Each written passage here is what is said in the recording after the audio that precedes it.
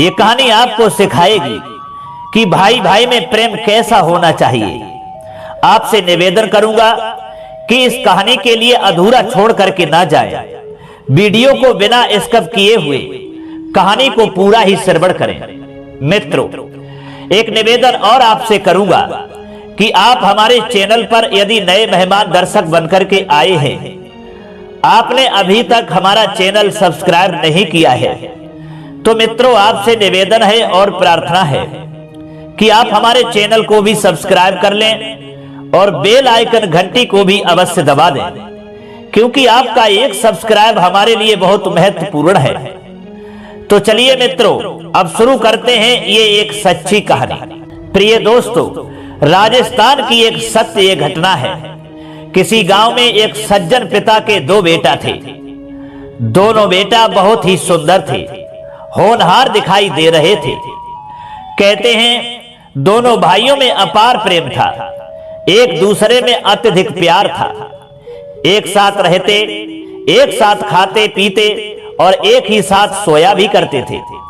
यहां तक कि ही नहीं, जहां भी घूमने जाते या रिश्तेदारी में जाते तो साथ ही साथ जाया करते थे। इतना गहरा दोनों भाइयों में प्रेम था। प्रिय दोस्तों, कहते भी हैं भाई भाई में दुश्मनी ना पहले थी और ना आज होती है। भाइयों में तो हमेशा प्रेम ही होता है, इनमें दुश्मनी पैदा करने वाला कोई और होता है। आपसे निवेदन करूं, जरा विचार करिए और चिंतन करिए। जिन दो भाइयों ने एक ही मां के गर्भ से जन्म लिया हो, भला उनमें दुश्मनी संभव है? कदापि नहीं। भाइयों में दुश्मनी के बीज तो कोई और बोता है। अब वह बीज कौन बोता है, ये आगे सुनिए। दर्शक बंधु, वह दोनों भाई धीरे धीरे जवान हो गए और जब जवान हो गए तो पिता ने दोनों भाइयों का विवाह कर दिया। दोनों की बहुएं आ गईं, माता पिता बूढ़े हो गए थे। इधर दोस्तों कुछ ही दिन बीते होंगे, दोनों भाइयों की पत्नियों में झगड़ा शुरू हो गया और झगड़ा इतना बढ़ गया फिर दोबारा उन देवरानी और जेठानी में कभी नहीं बनी। और यहां तक हुआ फिर उन दोनों भाइयों की पत्नियों ने भाई भाई में जहर घोलना शुरू कर दिया। वह अपने अपने पतियों से कहने लगी कि तुम्हारा भाई ऐसा है, तुम्हारा भाई वैसा है, तुम्हारे भाई ने ये कर दिया, तुम्हारे भाई ने वो कर दिया, आदि तरह के एक दूसरे भाई के ऊपर दोषारोपण लगाने लगी। प्रिय दोस्तों, उन भाइयों के पिता जो थे अपनी बहुओं का ये चरित्र देख करके बहुत दुखी हुए और फिर दोनों बेटों को बुलाया। फिर कहा कि बेटा, तुम आपस में प्रेम से रहना, तुम कभी अलग मत होना, तुम्हारी पत्नियों के बर्ताव अच्छे नहीं हैं। मित्रों, इतना समझाने के बाद में कुछ दिनों के बाद में उनके माता पिता इस दुनिया को छोड़ करके हमेशा के लिए चले गए। दर्शक बंधु, इधर दोनों भाइयों के बच्चे भी हो गए थे। बड़े भाई के 5 लड़का थे और छोटे भाई के 4 बेटा थे। मित्रों, उन बच्चों की माताओं ने अपने बच्चों के अंदर भी जहर घोलना आरंभ कर दिया। कहने लगी, तेरा चाचा ऐसा, तेरी चाची ऐसी, तेरे चाचा ने ये कर दिया, तेरी चाची ने वो कर दिया। इधर छोटी ने भी अपने बच्चों से कहा और सिखाया कि तेरा ताऊ ऐसा, तेरी ताई ऐसी, तेरे ताऊ ने वो कर दिया, तेरी ताई ने ऐसा नुकसान कर दिया, हमें हमेशा दुख दिया, हमें हमेशा कष्ट दिया, हम लोगों की कभी बनी नहीं, क्योंकि एक दूसरे को ये चाहते ही नहीं हैं। तेरी ताई ने हमें चैन से जीने नहीं दिया। आदि तरह की गलत गलत फहमियां एक दूसरे के प्रति उन माताओं ने अपने बच्चों के प्रति भर दी। प्रिय दोस्तों, जब बच्चे भी जवान हो गए तो उन बच्चों ने अपने अपने पिता पर रोक लगा दी और उनसे कहा कि तुम ना तो एक दूसरे के घर जा सकते हो और ना आपस में मिल सकते हो, क्योंकि उन बच्चों की माताओं ने उन चचेरे तहेरे भाइयों के अंदर पहले से ही दुश्मनी का बीज बो रखा था। मित्रों, जरा विचार करिए, चिंतन करिए। जिन भाइयों ने बचपन से एक साथ रहना, खाना पीना सीखा हो और सोना भी सीखा हो, वो भाई एक दूसरे के पास बगैर जाए और बगैर बोले रह कैसे सकते हैं? कभी नहीं। दोस्तों, परिणाम ये हुआ, उन दोनों की पत्नियों ने अपने अपने बच्चों के अंदर तो दुश्मनी तैयार कर ही दी, साथ ही साथ उन दोनों भाइयों को भी एक दूसरे से मिलना जुलना भी बंद करवा दिया। दोनों भाई बूढ़े हो चले थे। जब मौका मिल जाता था तो दोनों भाई छुप छुप के मिल लेते थे। वैसे तो औलाद ने उनके ऊपर पाबंदी ही लगा रखी थी। मित्रों, कभी कभी तो ऐसा होता था कि महीने, 2 महीने, 3 महीने निकल जाते थे, 4 महीने भी हो जाते थे, तब कहीं उन बूढ़े भाइयों की मुलाकात होती थी। और जब वे मिलते थे तो आपस में बहुत मिलकर के रोते थे, अपने अपने दिल की एक दूसरे से कहते थे, अपना अपना दुख एक दूसरे से व्यक्त कर लेते थे और गले मिलकर के दोनों बूढ़े भाई बहुत रोते थे और कहते हैं कि मेरे भैया, हमारी तुम्हारी औलाद ने हमें तुम्हें तो अलग कर ही दिया है, लेकिन इस औलाद में भी नहीं बनी है। आपस में लड़ते हैं, झगड़ते हैं, एक दूसरे को मारने पर तुले हुए हैं। बड़ा भाई छोटे से कहने लगा, भैया, हमारी तुम्हारी पत्नियों ने, इनकी माताओं ने एक दूसरे के बच्चों के प्रति भी जहर घोल दिया है। ये आपस में इतने लड़ते हैं, झगड़ते हैं, मारते पीटते हैं, लगता है कि एक दूसरे को ये जीवित नहीं छोड़ेंगे। मेरे भाई, हमारी तुम्हारी तो ये बात नहीं मानेंगे, इन्हें किसी और दूसरे के द्वारा समझाने की कोशिश करो, नहीं तो ये आपस में लड़ करके मर जाएंगे। और हमारे तुम्हारे जीते ही जीते अगर ये सामने मर गए तो इससे बड़ा दुख हमारे तुम्हारे जीवन में क्या हो सकता है, क्योंकि एक दूसरे को ये देख नहीं सकते हैं। इनकी माताओं ने इन्हें ऐसा जहर घोल करके, कूट कूट करके बना दिया है कि ये आपस में चचेरे तैरे भाई एक दूसरे को मारने पर तुले हुए हैं। मेरे भाई, किसी के माध्यम से इन्हें जल्दी समझाने की कोशिश करो, कहीं देर ना हो जाए कि कोई अनर्थ ना हो जाए जिससे हम तुम जी न सको और मर भी न सको। मित्रों, एक बात बताएं आपके लिए कि पिता के लिए सबसे बड़ा दुख जब ही होता है जब उसकी औलाद उसकी बात नहीं मानती है, जब उसकी औलाद आपस में लड़ती है, झगड़ती है, एक दूसरे को मारने के लिए तैयार हो जाती है। ऐसा लगता है कि अब ये एक दूसरे को जीवित नहीं छोड़ेगी। उनका पिता समझाता है तो वो औलाद मानती नहीं है। तो दोस्तों, उस दिन उस पिता के लिए बहुत बड़ा दुख होता है। दुनिया का हर पिता चाहता है कि हमारे लिए पेट भर के रोटी ना मिले, हमारे लिए पेट भर के निवाला ना मिले, लेकिन हमारी औलाद प्रेम से रहे। अगर हमारी औलाद प्रेम से रहेगी तो हम भूखे भी खुश रहेंगे, हम अपनी भूखे रहकर के भी जिंदगी काट सकते हैं। लेकिन दोस्तों, दुख तो जब होता है, उस पिता के दिल पर चोट तो जब लगती है, दर्द उसे जब होता है जब उसकी औलाद आपस में लड़ती है, झगड़ती है, एक दूसरे को मारने पर तुल जाती है। इसी तरह से वे दोनों भाई गले लग कर के बहुत रोते हैं और कहते हैं कि किसी ना किसी के द्वारा इनको समझाने की कोशिश करो और नहीं तो ये मर जाएंगे। दोस्तों, वे दोनों भाई अपने बच्चों को समझाने के लिए अनेक तरह से उपाय करते हैं, दूसरे लोगों के द्वारा भी, रिश्तेदारों के द्वारा भी समझाते हैं, लेकिन वह औलाद नहीं मानती है, क्योंकि उनकी माताओं ने उनके अंदर जितना जहर घोल दिया था एक दूसरे के प्रति कि वो किसी की बात ही नहीं मानते हैं। क्योंकि मित्रों, किसी ने कहा है कि माता शिशु निर्माता भवत, यानी माँ ही बच्चे का निर्माण करती है।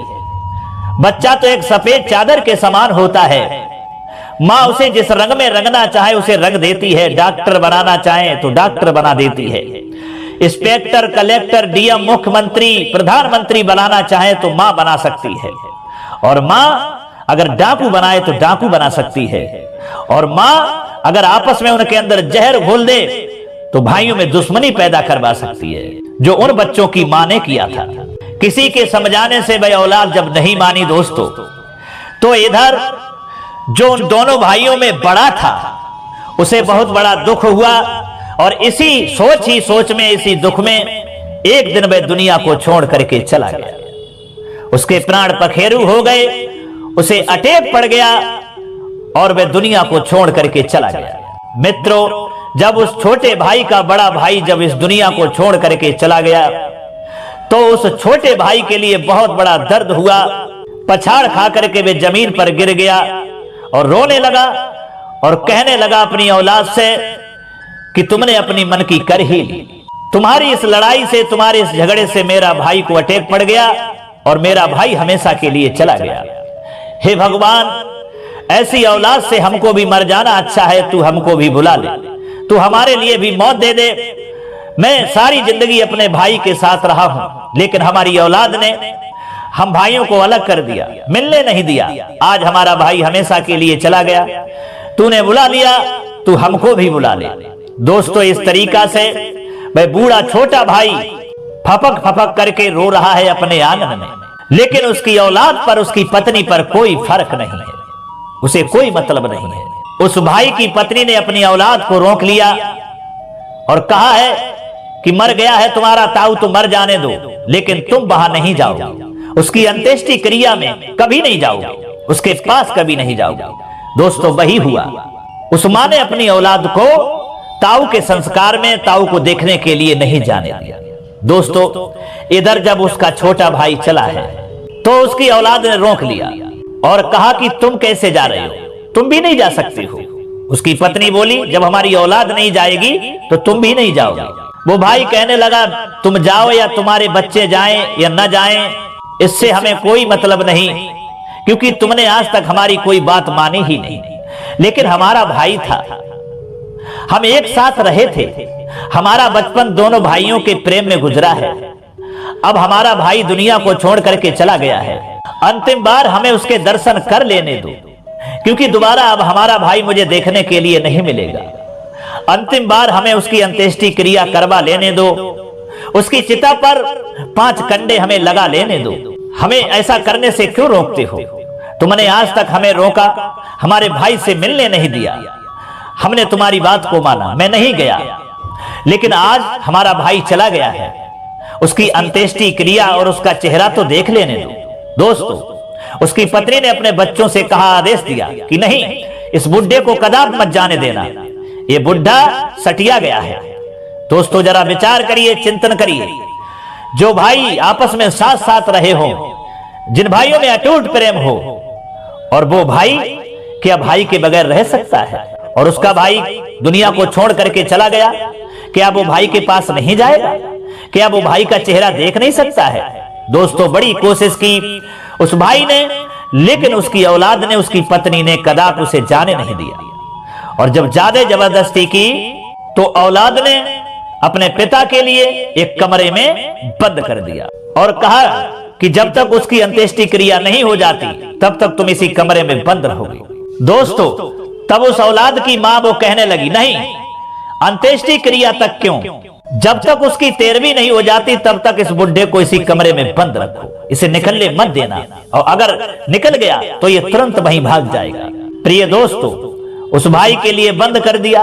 वह भाई बेचारा कर भी क्या सकता था, क्योंकि शरीर में शक्ति नहीं थी, बूढ़ा हो गया था। बेचारा कमरे में बंद है और कमरे में बंद पड़ा पड़ा जमीन पर रो रहा है।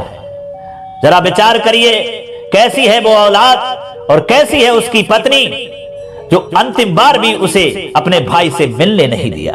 दोस्तों, इधर उसके भाई की अंत्येष्टि क्रिया होती है, और अंत्येष्टि क्रिया होने के बाद में धीरे धीरे 12 दिन व्यतीत हो गए। 13वां दिन आया तो उस ताऊ के जो बच्चे थे वो अपने पिता की 13वीं करने के लिए तैयार हुए और 13वीं का सामान लाते हैं। वो बच्चे अपने पिता की 13वीं करते हैं, दावत करते हैं। क्षेत्र के रिश्तेदार सब दावत खाने के लिए आते हैं।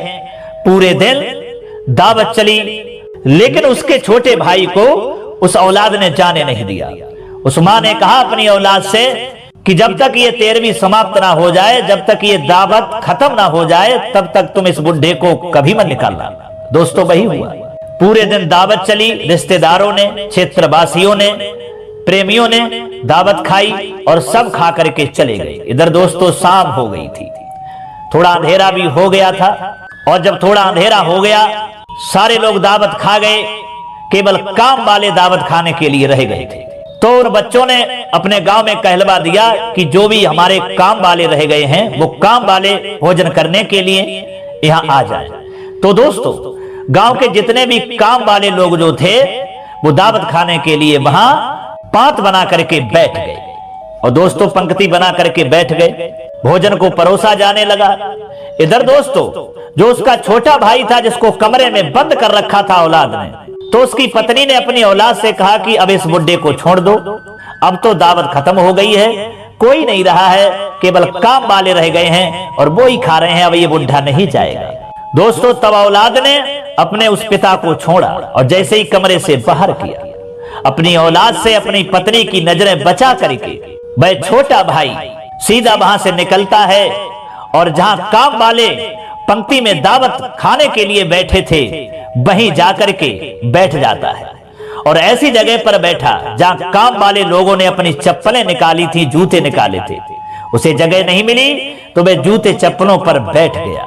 और जब एक गांव का व्यक्ति उनके लिए परोसने के लिए पत्थर और भोजन लेकर के जाता है, और जब गांव के व्यक्ति ने उन बच्चों के चाचा को देखा तो उसके पैर तले जमीन खिसक गई और कहा कि चाचा जी आप? बोले हाँ बेटा, हमारी औलाद ने हमें बंद कर रखा था, 13 दिन तक हमें निकलने नहीं दिया, आज निकाला है तो हम अपने भाई की 13वीं की एक पूरी खाने के लिए चुपके से चला आया।